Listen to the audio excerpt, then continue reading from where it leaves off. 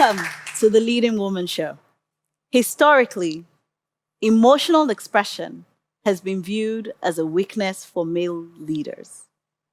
In a society like ours, where masculinity is associated with leadership, assertiveness, and dominance, people often think in male terms. When they envision a leader, rarely do we think about leadership characteristics like empathy, relationship orientation, strong communication, and collaboration, which are all attributes often associated with women.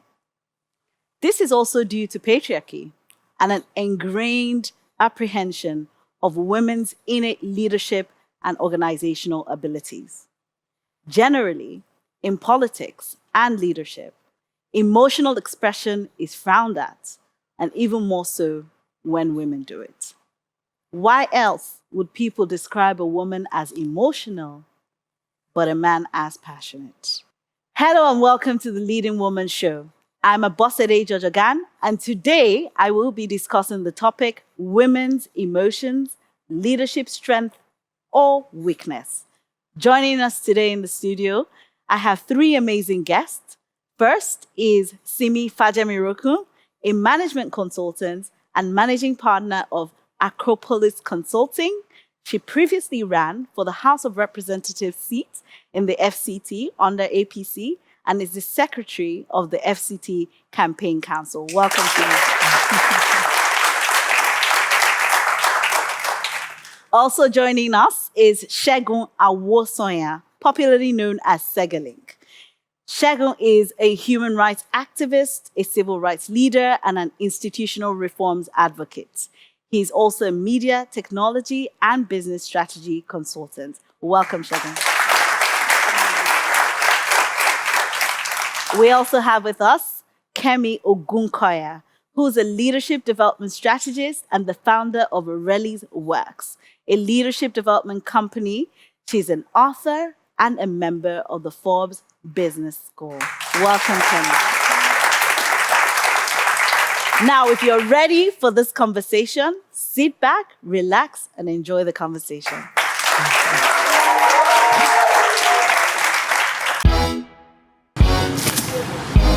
Welcome, and thank you so much for being here. We're talking about a very important topic: women's emotions, leadership strength, or weakness. Let's start from the top. And I want to start with you, Kemi. Okay. So, leadership strength or leadership weakness? What would you say? Definitely a huge strength, a very big strength. And it's, quite unfortunate that a lot of times when the conversation of leadership and emotion go in the same place, it seems like emotions just automatically disqualify leadership strength. But in reality, it's the other way around, because when we look at leadership in itself, one of the major differentiators in effective leadership and non-effective leadership is empathy. So when we talk about empathy coming into the mix of leadership, it is absolutely a huge strength. So when we talk about strength, leadership and emotion go together, and it's a great differentiator. So definitely a strength for me. Fantastic. Segun, what would you say? Is emotion a dirty word? Especially in the male vocabulary, I have to ask. Well, I'm a different kind of male and an advocate for women. I've always said that the future is female. And if indeed you want to anything to prosper, get the female involved or the woman involved. And why do I say that?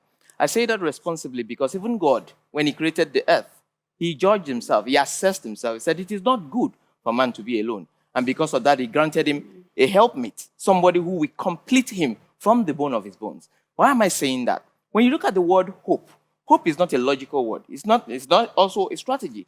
Hope is actually a substance of things, hoped for, and evidence of things not seen. So when you're looking at women and the way they are designed, the way they are formed, the way they are fearfully and wonderfully made, they are designed to have intuition, something men will strive to perfect. They are designed to have empathy. They are designed to have, when you use the word emotion, people use it loosely to mean you are an emotional wet wipe, you are all over the place, you don't know, you don't have logic or sense of reasoning, but it is not so. when you use the word emotion in this context, in leadership context, you are looking at empathy, as she has said. You're looking at ability to find balance between your logic and also your emotions, the ability to express passion in the things you do. You don't see a musician sing with their face frowned. You see them sing, expressing their being and their soul in what they are doing, and which brings about influence, you to want to join in what they are doing. And that's exactly why I believe that the emotions in the female and the women on in leadership is essential. If not, they will not be empathetic. And also, to just cap that, when you see a leader that is void of empathy, that is void of emotions, it also shows something lacking. When that leader was being, groomed, he probably doesn't have that connection with the mother. If you have sucked your mother's breast enough, you will connect with that emotional aspect of her that will make you a complete human being. Thank you very much. Simi, I see you laughing there. Wow. What do you have to say? We went to the foundation. He took us down to the foundation. So what would you say? I would say it's a dirty word in my experience. I would reframe what could be a leadership strength as emotional intelligence. But emotions in itself has been a dirty word in my experience. Working in a very masculine political space, and just seeing, being able to understand the room, being able to know what to say, how to say it, because a lot of the times it's not that men and women are very different. It's just the language that's used, right, is different. And unlearning a lot of things from childhood, like, so because if you walk into a room, like I've heard someone describe Nigeria. Nigeria is where everybody's standing on their head. So in order to, don't stand outside and shout every change, enter on your own head too. Then when you enter, you now turn back upside and try to, exactly try to influence that change. So emotions have been, I haven't seen it being used constructively. And so I rather just defer to emotional intelligence. So for instance, walking into, when you're having a meeting, especially context. So living in the North, working in the North as well. And so you're making a fantastic speech, you're passionate, and then... Or expressing emotion. And at some point, people start leaving the room. You are not sure why. You don't know who you offended. Or what you said. Or what you said. Some are offended that you're a woman and you've been given a platform. Some are offended that, you're not speaking to them, or in you being passionate, it comes off as screaming. So emotions, no, but emotional intelligence, yes. And knowing that, okay, reading the room, who is in the room, and the essence of, it says, in all thy getting, get understanding. And I think in order to get ahead in this emotional discussion or debate, we really need to get understanding and understand that we are 100% responsible for how we deliver our message and our outcome and our vision. So if you're in a business space and you really want to connect with the person on the other side, it is your responsibility to do a bit of research to understand where that person is coming from, whether it's called their cultural limitations, and ensure that you are not stepping on landmines in the name of emotion or trying to express yourself. You must be intelligent. I hear you. But I guess that the final piece of that is that you do not have control, though, how people then perceive how you express yourself or present yourself. So, Kemi, let me come back to you and talk about the fact that now men are, becoming more expressive, right? I mean, I've not lived too long, but I know that before they would say men don't cry. You can't show any form of emotion. But I think the world has since moved on, right? And so men are becoming more expressive. And we, have evidence to that. Some cry and some really are passionate. Now, they have not been criticized for it, but women are criticized for it. And so as you respond to that, let's start to talk about like emotional intelligence, Okay. like Simi Okay. saying. Okay. Why do they criticize women for showing emotions, but they don't criticize men Men. who we once saw as not being emotional at all and have evolved before our very eyes? Okay, all right. Thank you very much for that question. So I absolutely, get the grasp of emotional intelligence. But the foundation of emotional intelligence is actually emotions, right? Because it's about how can you control or manage your emotions at certain points. So when we look at emotions in itself, I should be able to laugh, right? If I see a lion coming after me, my emotions should kick in, and then I'm running out of the room. So I think emotions in itself is not bad, but what we see is that how it has been termed, right? So that also brings me back to the question you asked about how we have seen that emotions in itself is not right, and that's why we're asking for men to express themselves. Now we, over the years saw that a lot of men were dealing with a lot of issues that were suppressed, right? And it seemed like they were moving on until we found out that they were not really moving on.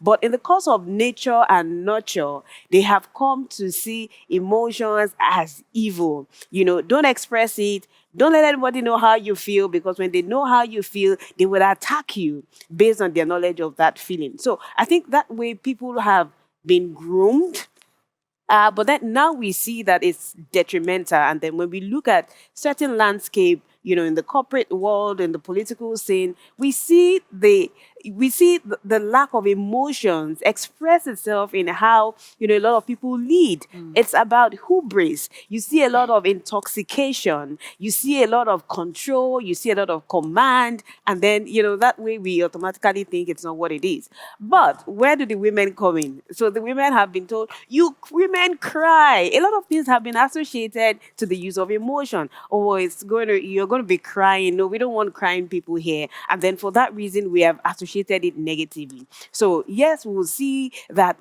women have been attributed to really being expressive in the past.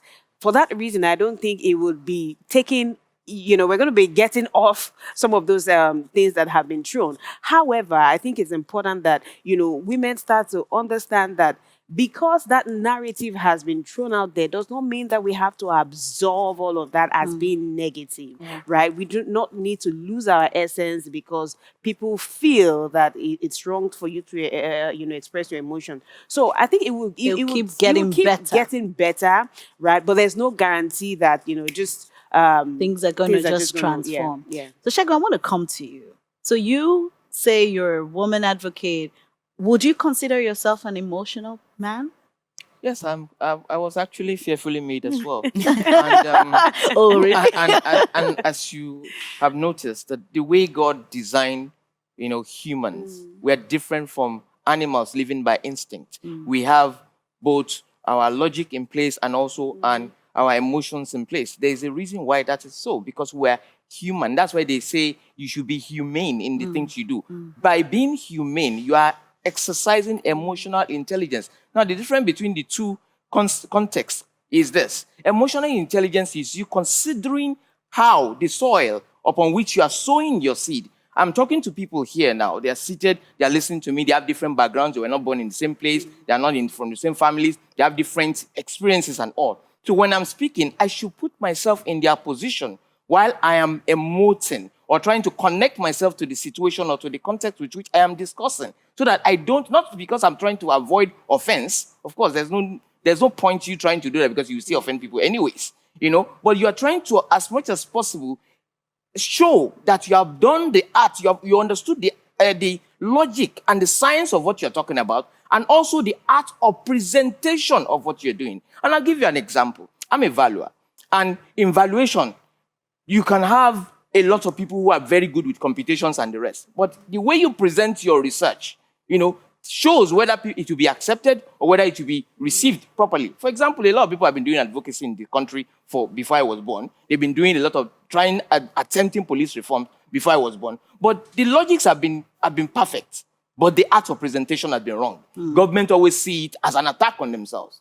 So we decided to look at it from a different perspective. That's where the feminine side came in, where we have to look at it passionately without saying, look, let's not demonize anybody. Let's not point fingers and say somebody must, what will go die today, or we must burn tire, we must burn somebody's businesses. Let's look at it from where the problem actually came from. And at the end of the day, when we traced it, it came back to the family. It came back to the role of women in society, which the toxic environment have prevented them from taking charge of.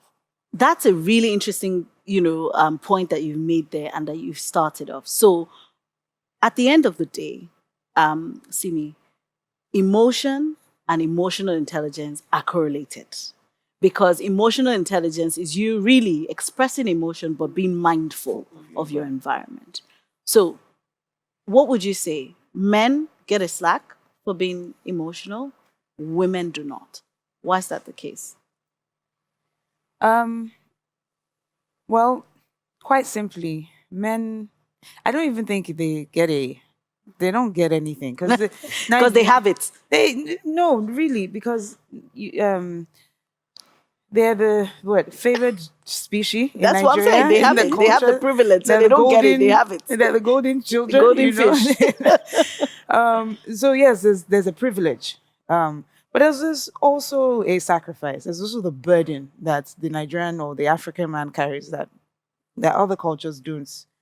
Other cultures, they go Dutch. You're taking care of your immediate family, your external family, your in-laws. I mean, it's a lot. Right? So I like to balance that argument. Yes, they're privileged on one end. But on the other end, they're also very burdened. Taking care of the past, the present, and also the future. So that's a lot.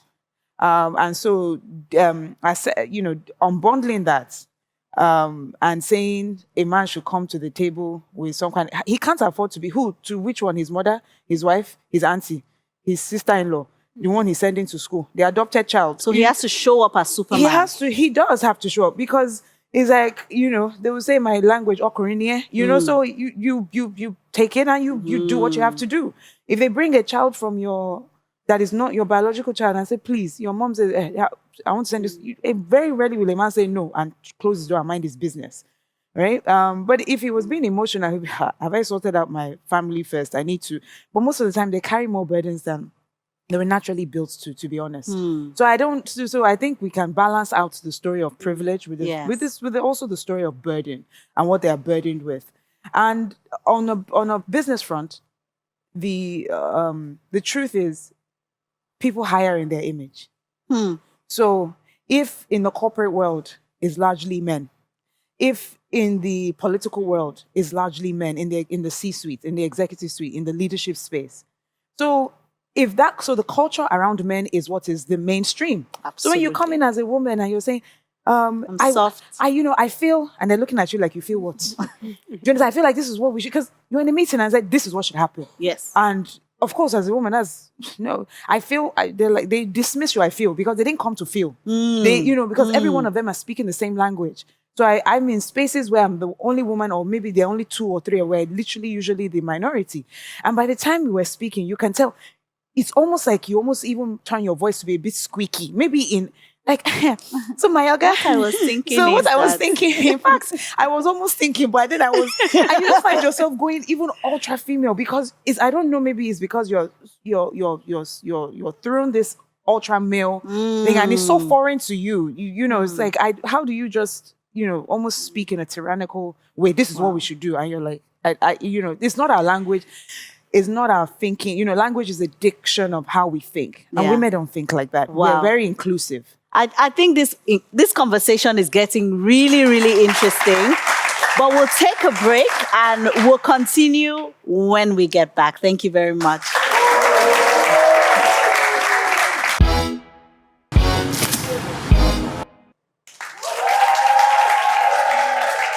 Welcome back. So we're talking about women's emotions, leadership, strength, or weakness. So let's start to talk about women in politics. And Simi, let me start with you because you've been in the political terrain. What would you say? So you walk into a room. How do you come, with your emotions, your sleeve? What is that like? How do you apply both your emotional intelligence, but with your emotions? I don't think I'm a good reference point. I remember I did a business course in Columbia Business School, and where they do your, what's that thing called, your personality Yes. traits, and the professor was like, you don't bring your emotions to anything. But he said, he said that that's a common thing with women in the C-suite. So you just, because you're trained to, you walk into a room knowing your deficits, right? And so you try and make up for it by just suppressing it and just, going guns blazing. And so, you get, you the B word for women in that are in leadership, because just you being affirmative, being firm, being focused, and negotiating. If you're almost doing it like the men and almost overdoing it to a point whereby they say you don't even have any emotions. I hear you. And I get that, because if I go emotional, I'm working with, my team is largely male. And when they call you madam, am I supposed to, so they're just, I don't know what the ideal thing to do is, but I know when I started, I put on my professional hat. And I remember when I was consulting, and I started with the National Security Advisor's Office at the NSA, and I walked into a room, full of generals, and I walked in trying to do my presentation, and they all started laughing. And I said, why? Whose baby is that? Who's not your baby? No, not your baby. And I didn't even. So where do I start the presentation about dealing with Boko Haram? When somebody's telling me whose baby, Wow. it was, and because of my frame as well, and it was just, I didn't make sense. So I had to take a pause, go to the bathroom, cry a little, arrange myself, and then come back. And then when I realized that, I came back stronger, and I was like, excuse me, I'm here to present, and I just had my game face on. So you put on that sort of hard... And then everybody arranged themselves, because if I was laughing with them, they won't take what I came to discuss seriously, right? We're discussing communication strategies around terrorism. Yes. I don't think it's a laughing matter. Exactly. But because I was the one presenting, it was funny. It was funny, and so I probably have overdone it, where I don't even come with my emotions anymore, just business, like, hello, how are you? I really, really appreciate you sharing that, because oftentimes, like you said, what has informed the culture of the space is what is dominant. Yeah. And what is dominant is control, command. And so there's no room for, like you said, I feel. So, Kemi, what can women who are seeking political office, knowing that this is what they're going to face. They're going to walk into these rooms and people are going to laugh and ask, who's baby? Can you imagine that? What can women do to begin to project their emotions as a positive strength for leadership capacity? Yeah. Okay, all right. So I think what women need to do is not to try to become men, right? They shouldn't try to become men. I think that they need to rather build awareness about how they can turn around those strengths to even achieve so much more for themselves. As leaders and women in politics, for example, women need to learn how to become more assertive, right? And so we're talking about capacity building. We're talking about skill development. So when you look at the personality of most women, right, it tends more towards the people-oriented personality types. Okay, so naturally we come into a place where we're thinking about, oh, this person is not smiling, and then you want to do that. That should be a strength, and you now need to learn how to assert yourself in that. So what comes a lot of times is that want to take on the other personality, and then have you worked with a woman before? They are evil. They are so bad. And then the narrative goes out there, and then the narrative keeps getting reinforced, right? And that way, it's easy to say, yeah, we told you. Yeah, that's another woman there. So what I think women need to do is to get entrenched in that value card, right? We know some of these challenges. So I'm in the leadership development space. I remember talking to a particular client. He didn't know who was coming as the CEO of the company. And then the person looked at me and said, do women even teach leadership? Oh, right. And it was a shock. And I'm like, oh, yeah, they do. And I am one of those women. And, it was about, let's have that conversation. Yes. This is what we're here for. This is the value I will bring to the table. So the focus wasn't so much about the other person. It was about me having developed that level of awareness of myself, which did not come naturally, so I can absolutely relate with what Simi has said, that, there are times that you get into a place and then everybody's like, a fine woman. And then you're like, you start to become so conscious of So yourself. they objectify you. Exactly. And leave the sort of content and focus on the container. So focus on value. Develop awareness, that there's nothing wrong in being a woman. Get comfortable with that and show up from the place of assertiveness and value. Shegun, let's come to you. So we're not putting you on the spot here, but you're representing the male folk. Why? What is that conditioning? And how can women in politics start to permeate, right? Because I think two major things have been highlighted, and that's value. Women are competent and capable. But there's a conditioning where when a woman shows up to have a very serious conversation, the first thing, there's so many negative connotations around emotions, the femininity of a woman. What can we begin to do so that women, because politics needs more women. So how can women start to penetrate with this superpower that they bring to the table? Thank you. I want to first start by saying that emotion is seen as a vulnerability in our society. Vulnerability in the sense that we have gone through military interregnum, meaning we have been under an illegitimate rule for quite a while. And the generation of people that have been groomed through that system believe that being in leadership and in authority means being exerting power, exploiting people, giving them orders, commanding them around, and not having a soul. So because of that, when they see in politics, for example, I'm a strategist and I do a lot of things with political parties without being part of them as a catalyst, and with leaders, I think for a lot of leaders in and out of Nigeria. And because when you're on that job, you don't think. You need people to think for you and work with you.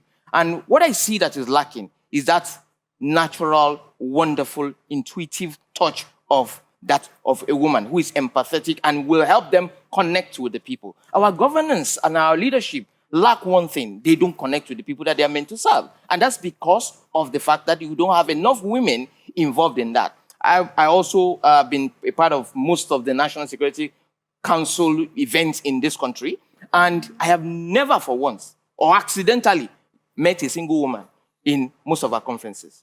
And one day I was having a talk in the last security conference, and I was asking, why don't we have professional women who are into psychology and some other things, who can help out in helping you put together all these wonderful things that you've done, that you put out there and nobody will be able to connect to. If there's a woman there, they will be able to help you, to guide you enough to be able to make the necessary connection that you need to make out there so that it can be reasonable.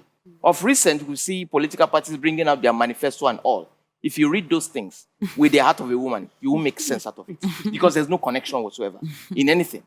So the way women can come in, number one, when a man throws stuff at you and they see you or they compliment you when you're coming into their terrain, it's only to tell you we run this space. And what you need to do in response to say is, I am not here to be objectified, but I'm here to assist and to bridge a gap over issues that you have probably not noticed. So you focus on what you are there to do without over-exerting yourself. Because again, there is a very thin line. What does over-exerting yourself mean? Because I don't know what over-exerting yourself means for a man. Okay, well, you see, it's very difficult to define. But from experience and from the things I've seen, when you walk into a room and you don't use your emotional intelligence by identifying, for example, when you're speaking, when you're starting your speech or starting your presentation, show them, that assembly, that you were listening to what they were saying. Mention what each individual has said and how it makes sense to what you're about to present. By the time you show connection and respect and regard for what they have, even if it's not incomplete, by the time you show that connection, they will be willing to listen to what you have to say, knowing fully well that you have keyed into their perspective. You've seen from their perspective, and you're not coming to judge them. You're not coming to, because sometimes when men sit down and they see a woman coming to tell them something, they feel, oh, she's coming to tell us how to do that. We don't have sense. Or she's coming to tell us that she has better understanding than we do. But you need to remove all those areas by saying, look, I have little or nothing to even contribute here because you have already said everything that I need to say. But let me add this. Let me add flavor to it. For example, you are cooking a meal. There's a lot of ingredients already at play. But the importance of salt is very key. So I'm you bringing add the salt that salt, of that particular and dish. it will change the taste.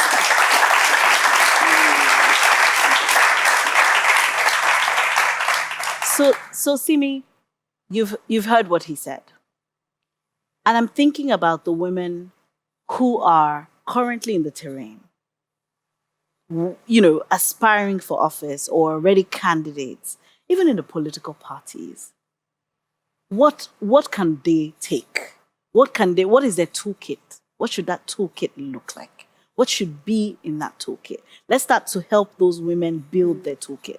Because everything we've said is very, very important. And I appreciate what you shared, Shegun, because whether we like it or not, we're still in a society where these men are not going to change tomorrow. Yeah. Mm-hmm. So what you said is really back to what you said about reading room, applying the emotional intelligence and knowing when to, say, okay, it's your idea, but and all that. So what is that toolkit? Because we want to avoid being on both extremes. What does the toolkit look like? What should be in there? Is it for women aspiring or women in the space already? Women who are just going to play in that political terrain, regardless of the value chain. Right. You've done it.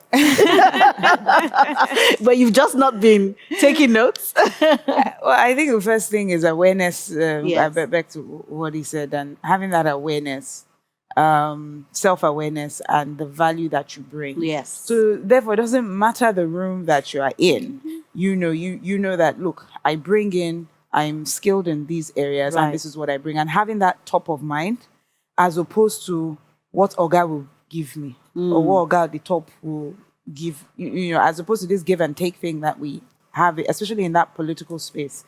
But walking into a room and knowing what you have. So, for instance, I remember working in Bauchi State, and it was a gubernatorial campaign, and I walked into one of the campaigns in one of the local government. I walked in and I sat in front. It took me. Then I saw everybody was looking at me strange. They all started looking at me strange, and then I turned around and I saw that all the women were at the back. So I turned around and I started calling them. Do you guys want to Come and sit down. Come and sit. I'm not sure why you're at the Empty. back, but it's this is where I'm sitting. And there's no one that could come and approach me to say, please move to the back. But just going and sitting in front. And at some point, they just treated me with a lot of respect, because clearly you must be a mad woman if you decided to walk into a room where women were sitting at the back and you came to sit in front where the men were. I didn't see, I didn't notice. But even if I did, I think I would have still Done it. sat in front. What am I doing at the back? And so that level of awareness, because what happens is that there's a preconditioning. Right, so women in the space are either sharing material, they're either cooking, Dancing. they're either dancing, Singing. Unfortunately. So you have to do something that you have to be aware to the point. No, I didn't come to wear Ankara. What my with you. role is. I think my role here, I'm a consultant, Yes. and I help people get to her office, and this is what I do. So I'm not going to come and sit at the back for nobody. And so that self-awareness is important. That self-awareness is also important to also understand, because you'll be a fool not to understand your limitations. So, for instance, getting on a campaign bus, I know that one of the things, so I don't see women being limited in politics, because I didn't see any gender in my experience. It is just the structural limitations, and that's why you have to know yourself. So, for instance, everybody can drink water and get on a bus. When it's time to use a bathroom, there is no toilet. So men come out and dangle, and then you are seated like that. So you have to manage yourself and say, okay, where a man is drinking one full bottle, let me just take water. Let me just take small, or start drinking water earlier on in the morning, so you can manage yourself. So it's self-management, like my husband calls it. So managing yourself well, because you can't live in a world and not know that you do have limitations. Everybody, both men and women, we all have our limitations. And understanding those days whereby you're on a campaign trail and, God forbid, your period starts. What do you do? So do you surround yourself with men, or do you have a female PA that you can, hey, run and do this for me? Exactly. Right? And so understanding our limitations and understanding that it doesn't have to limit us, but we need to just be aware of it. So I think awareness. Fantastic. Thank you very much. We're building a toolkit here. So before we go to the audience, I want us to build the toolkit some more. Kemi, what would you add to that toolkit? Yeah, so I think, the toolkit has a great foundation on self-awareness, right? And to add to that toolkit would be capacity building. Capacity building, when we look at leadership in itself, we've gone way beyond our leaders born or our leaders made. So understanding that irrespective of whatever characteristics or traits that you have, if you're not equipping yourself for that, if you're not constantly learning, unlearning, and relearning, you're going to be extinct. Absolutely. You're going to become a dinosaur. Yeah. So women have to constantly develop capacity and build competence, know what the gaps are based on the foundation of self-awareness, and know, okay, do I need to learn how to communicate more? Do I need to learn to be more assertive? Do I need to learn how to negotiate better, right? How can I pass my point without sounding or being passive or being aggressive? How can I be more, so I think capacity building from the place of building technical competence to do the job, Right. human skill competence to know how to have interrelationship skills, and then conceptual skills to help you, understand the place of decision making, problem solving, and those are things that can all be learned. Fabulous. This toolkit is looking good. Shagun, what would you add to our toolkit? Give us expo. I think they've mentioned it all. Because the key, the fundamental thing you need to know as anybody who is engaging the public or doing anything in the political space is to know what you're bringing to the table. What value are you bringing to the table? And do you know yourself enough? Have you conquered yourself enough? Are you overqualified for your present position to be able to be given an opportunity in something bigger? If you are a David, show us your lion encounter, your bear encounter in obscurity before you come to say, yes, I am a man of valor that will face Goliath. So that's exactly how it is. And even after conquering Goliath, you should also be prepared for the spears of Saul. Because again, after a woman has shown herself, presented herself, shown that she's okay, it doesn't end there. There will be people who will feel, yes, you are in our territory, you are taking stuff, pulling the rug out of our legs, and we will come for you. So with that, you must also be very prepared. Because politics generally, and when we say politics, it's not PDP, APC alone. Anything that has to do with human endeavor. Absolutely. Anything that has to do with you engaging society or influencing culture. For example, I show a lot of emotions because I care. And in this country, the only crime you commit as somebody who is of influence is to show care. When you show care, people will see you as people they can trample on. Oh, he cares. So even if we abuse him today, he will still help us tomorrow. And that's why politicians are selling their souls. Because they cannot afford to have a soul when you're dealing with in the public space. Which is why I keep saying we need more women there who will understand, who will know and prioritize their empathy and their passion for what they're doing over their outlook. Fantastic.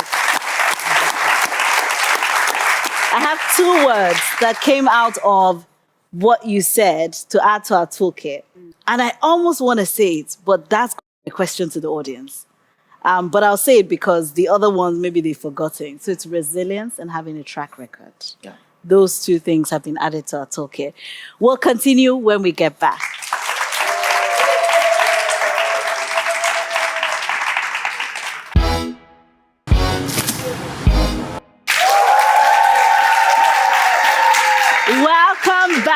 Welcome back. So now we want to go to the audience and take a question. And I have a question for the audience as well. What's your question? So my question, if I could hear you very well, sir, you said most of these issues start from the foundation. How do we cater to those issues? How do we groom how you bring up men so that when they see strong women, they don't feel threatened? How do we attach importance to the humanity that is women? How do we attach importance to that from the roots? Because if you look at how we were raised up, in the typical Nigerian home, you are raised up to believe that you are higher. If there are 4 girls and you are the only boy, from the moment you are born, they are reminding you that the girls are lesser to you, which is wrong. You are all humans, you have to have the same thing, you have to be equal in the house. So how do we cater to that ego, that unnecessary ego that they built from the male child right from the start? Fabulous. Very good question. And I'll come back to you as we wrap up so you can take that. But I have a question for any female in the audience. We built an emotional intelligence toolkit, call it that, for women today. What is in that toolkit? Who can tell us? Technically, there were 4 things in the toolkit that we built. Who can tell us what was in that toolkit? Focusing on your value, self-awareness, assertiveness, being assertive, and being people-oriented. Thank you very much. You get a gift. Awesome. So let me come back to my amazing guests. I can't believe that we're wrapping up this conversation. But you have a question, and I'll let you take that because ultimately, everything we've said still goes back to if the foundation be faulty, what shall we do? So, what would you say as your final thoughts in 1 minute? Share with us, from this conversation we've had, for women in aspiring to leadership positions, but knowing how peculiar the political terrain is. What would you say? Yeah, so the first thing is this, or the final thing is this.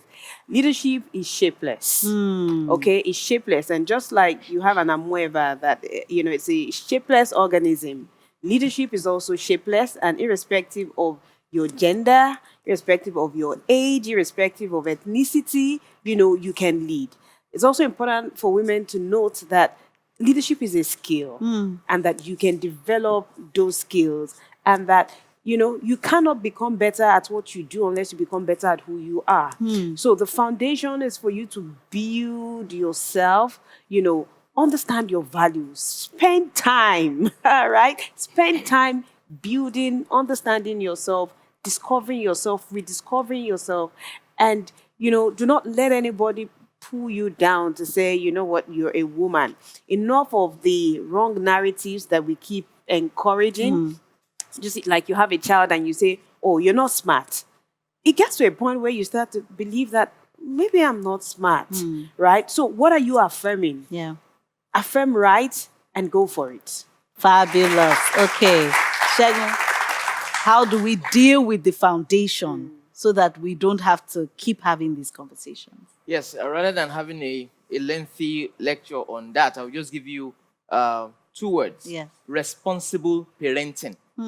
Everything boils down to the root of that critical family unit. We have failed as a society because the family unit has failed. And that's the most critical institution in any nation. That is where nation building begins. That's where we raise responsible sons who will not rape other people's daughters. That's where we build responsible daughters who will not defame responsible sons or other people's parents. So it has to do with the parents coming together to ensure that they raise the leaders of the future. When we say leaders of the future, it doesn't necessarily mean people will become president tomorrow. Leadership is amorphous, as she has said. It doesn't really have shape, but it speaks to responsibility. Your ability to be able to take responsibility and take charge of your own life and say, I have a reason for being here. In my subconscious, I was the winner out of 1,000 sperms to fertilize my mother's egg. And in my consciousness today, I have a value to bring to this nation called Nigeria. Fantastic. Simi, what would you say? Final thoughts. Final thoughts is the one thing that is constant in life is change. And believe it or not, we may not be where we want to be as a nation, but we're definitely not where we were. I, speaking to one of my political mentors one of the first female senators in 1999, that National Assembly building was built without a female bathroom. So when they resumed, there was no female bathroom. Wow. And so she had to go, get paper from the secretary's office, use permanent marker, put female, take one of the bathrooms and stick it on it. Wow. To create a female bathroom. Now we're talking about how many women we have in the National Assembly, how many senators we have, how many House of Rep. As pedestrian as that conversation is, I want to let you know that there's been some kind of progress because the building was built without a woman in mind. So with everything, so we have to work as a generation that is understanding that Where we are is not where we are going to be 20 years from now. And just to make sure that your children don't ask you what you did. So that woman that put that and created a female bathroom did one step. Yes. The other woman that ran with very little support made another step. Now we're talking about women. Now we're talking about more women. And so what role, like he said recently, like what responsibility, what role do you want to play? Because it's going to change anyway. So it's either you stay on the whining, complaining side of things, or you stay on the duty side of things. Like, you know what, if all I do is put a paper up and say, I just created a female bathroom, you've done something, believe it or not. So change is constant, and you really want to be on that cusp of where you played a role in that change. Amazing, amazing, amazing. Thank you so much to all of you for this really, really amazing conversation. I want to thank my incredible speakers for a thoughtful and enlightening discussion on this topic. Keep a date with us, because next week we'll be talking about another fascinating subject with some other wonderful guests. Thank you for watching. Don't forget to shout out to a leading woman you know and tag us so we can celebrate her too. Until next time, remember that women's leadership can change everything, everywhere. I remain your host, Abosede Jojogan. Bye for now.